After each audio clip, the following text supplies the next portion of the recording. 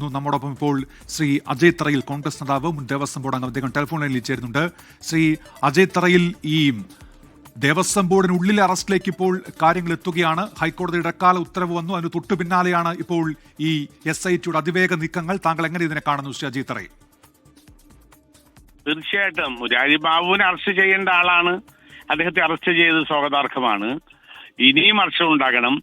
കുറച്ച് ഉദ്യോഗസ്ഥന്മാരെ അറസ്റ്റ് ചെയ്ത് അവരുടെ പേരിൽ പഴി ചാരി വെച്ചുകൊണ്ട് രക്ഷപ്പെടാനും അല്ലെങ്കിൽ രക്ഷപ്പെടുത്താനാണ് ശ്രമമെങ്കിൽ അതൊരിക്കലും അനുവദിക്കാൻ കഴിയില്ല.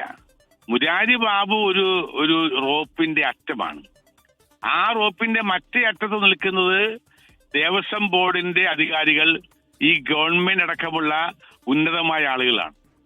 അവരുടെ ഉത്തരവാദിത്വം, അവരുടെ പങ്കാളിത്തം എന്താണെന്നും അവരുടെ ഗൂഢാലോചന എന്താണെന്നും അന്വേഷിക്കണമെന്നാണ് മിനിയന്നാൾ ഹൈക്കോടതി ഉത്തരവിട്ടിട്ടുള്ളത്.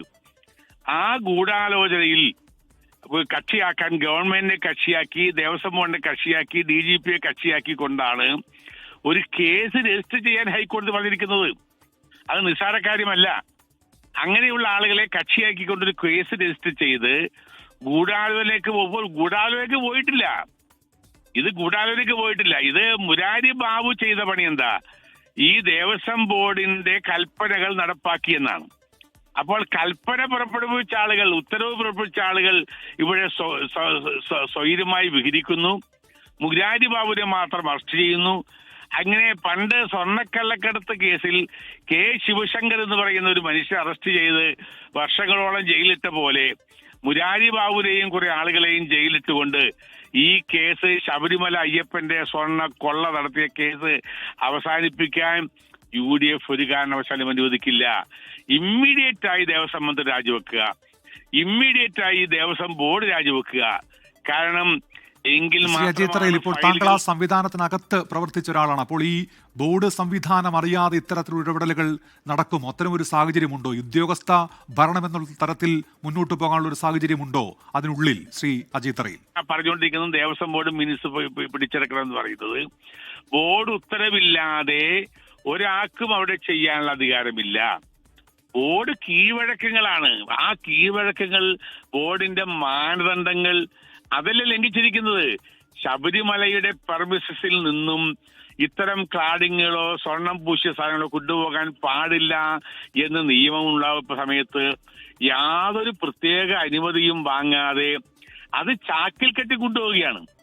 അത് മാത്രമല്ല, ഇപ്പോൾ കഴിഞ്ഞ ദിവസം ഉണ്ണികൃഷ്ണൻ പോറ്റി പറഞ്ഞിരിക്കുന്നേ, ആ ദേവസ്വം ബോർഡിന്റെ സ്ട്രോങ് റൂമിൽ ഇരിക്കുന്ന ദ്വാരപാലക ശില്പം എനിക്ക് തരൂ, അതില് സ്വർണം കൂടി ഞാൻ എടുത്താൽ അതിന് ചെലവില്ലല്ലോ എന്നാ പറയുന്നത്.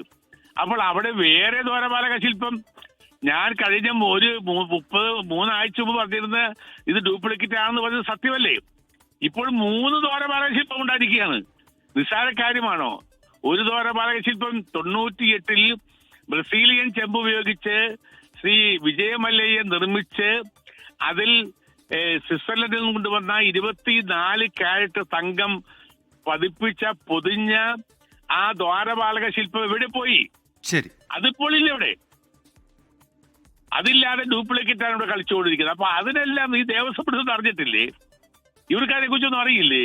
ശരി, ശബരിമലയെ പോലെ ഇത്രയും പ്രധാനപ്പെട്ട സ്ഥലം, ഇപ്പൊ ശബരിമല ദേവന്റെ ആ വിഗ്രഹം പോലും പോയാൽ പോലും ഇവർക്ക് യാതൊരു പ്രശ്നവുമില്ലല്ലോ.